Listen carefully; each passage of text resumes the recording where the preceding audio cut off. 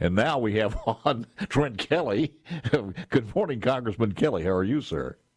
I'm great. Good morning, Paul. Man, we were well represented in Northeast Mississippi on American Idol last night, too. Tremendous talents, and that was something else. So good to see. Good to see. It is amazing to see talent from Mississippi recognized, especially when they're from the first district up here. That's really amazing. Well, and you are absolutely right. They are your voters or potential voters. I think Colin, I'm not sure how old he is, but anyway, there's so much going on here, and I want to jump into this first of all.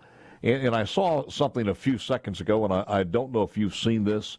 Was a breaking story that Russian Navy has placed its nuclear submarines on a high state of combat readiness.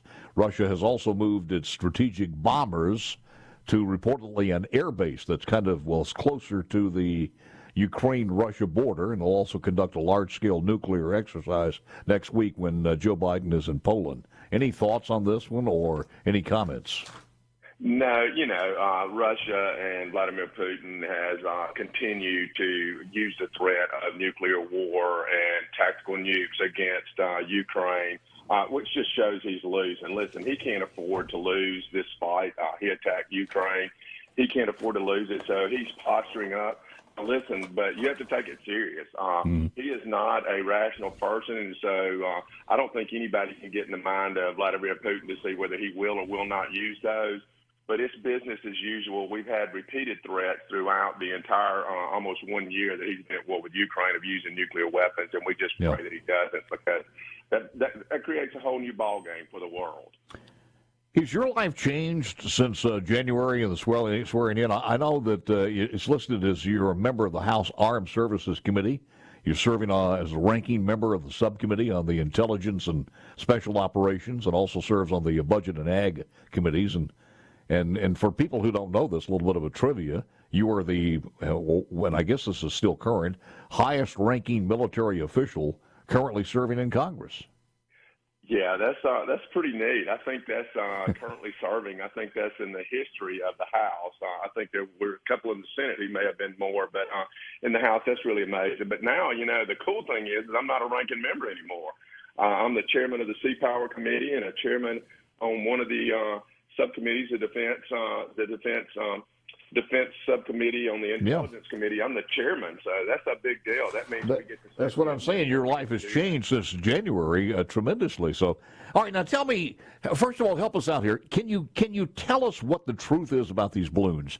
Was the first balloon actually a Chinese balloon? The second ones were, hobby balloons. Tell us what you know about this. Yeah, so we know the first one, the Chinese claimed that it was a balloon that had just blown off course. So the Chinese did kind of claim that real early, and it was shot down. And, of course, we needed to shoot that thing down. I can't tell you a whole lot about what we know about that, but I can tell you it needed to be shot down. And I can say that Joe Biden allowed it to fly and go across the entire United States before he shot it down. The others, I think, is probably just a little bit different in nature and have not had a really in-depth briefing on those. But as far as the first one, he should have shot that down, much like he does always. He always does the right thing about 4 days after he should have done it. Well, can you actually say that, or you feel confident about it, Congressman Kelly, that he blocked any transmissions, that this was blocked from whatever technology you might have? So when they were making that path over the United States of America, they got no information at all. Are you confident in that, or you think that's just something he said?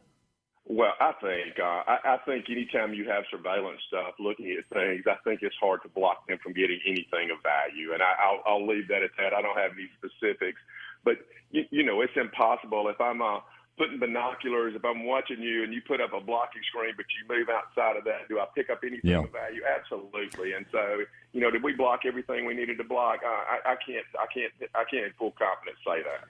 It was really kind of embarrassing, to be honest with you, because I was watching the press conference the other day, and he said this, because if you're a fisherman and you you know, you use sonars and everything. There's a squelch. If you ever had a CB radio or some of these radios, there's a squelch where most of us people in Mississippi know that. And he basically said that. He said the only reason we're seeing more of these is because we turned up the sensitivity, which means he moves the squelch up a little bit. Well, that's about as stupid as you can get because it was done, as you said, 4 or 5 days afterwards in the first part. So they had no idea these balloons were there. I think the balloons were reported initially by just observers on the ground. Yeah, I think if observers on the ground, if a newspaper hadn't broken that, seen by just regular citizens seeing it and wondering what it was, I don't think we would have ever known. I don't think he would have ever reported it, even to Congress or anybody else that he has a duty to report to. Let me ask you this question, because I've asked this before and didn't get a good answer to it. The president is in the Ukraine. He'll be going to Poland. And he's in the palace over there with Zelensky. How does that work? Because Nancy went over. Did you go over there, by the way? I have not. I have attempted twice, and both times my trips have been canceled. He probably went directly in, but when we go in, generally we go to Poland or somewhere and then go in by ground when we go in. Yeah, but I mean, when Nancy Pelosi went over there and we had another delegation go over there, there's been several people. I thought, did Schumer go or Adam Schiff? Somebody else went over there. But how do you just, in a war country that's in a war zone, how do you actually have the president to go over there and feel safe enough to do that? Well, I mean, there's security, but there's always risk. You know, anytime you travel to a war zone, there's no 100% security. And so people just choose to expose themselves to danger. But there's a lot of oversight and things that we need to do to make sure things are being spent the way they're supposed to, that weapons are being used the way they are. You know, and I know a little more than the American public. I'll tell you, I have a higher level and a higher degree of confidence that they are using the right weapons in the right way and that they are not being abused. I think we're trying to get DOD and some other folks to declassify some of that stuff so the American people will have a little more confidence in that. I think they want it now more than ever because we've already spent $50 billion. We have, and I can tell you that the folks on the committees that have jurisdiction have a much greater, and even other members of Congress who are on the committees of jurisdiction have a lot of doubt. So we're working with DOD to declassify some of that stuff and show just exactly how we are accounting for those things, and we know how and where they're being used. Why isn't there more of a push on our part, since we're writing the checks for most of this, to ask Zelensky to see if he can come to the peace table, not to cut a deal to give away any of the Ukraine, but just to find a way to talk and to not that Putin's going to do this, because I think, and I think you've said this, if Putin doesn't win this, he's gone. He's gone financially and maybe even physically. Yeah, 100%. And it's hard to push people. You know, Europe's trying to do that, push him into peace talks. But as far as Ukraine, listen, people forget about the Crimea in 2014. They've already invaded and taken Ukrainian space. And I think short of them, I mean, if we were in the United States and they had, well, we might let them keep California. If they had the East Coast, we would not let them stay here and talk about negotiating peace until we completely expelled them. And I think it's hard to do when it's the sovereignty of a nation at stake.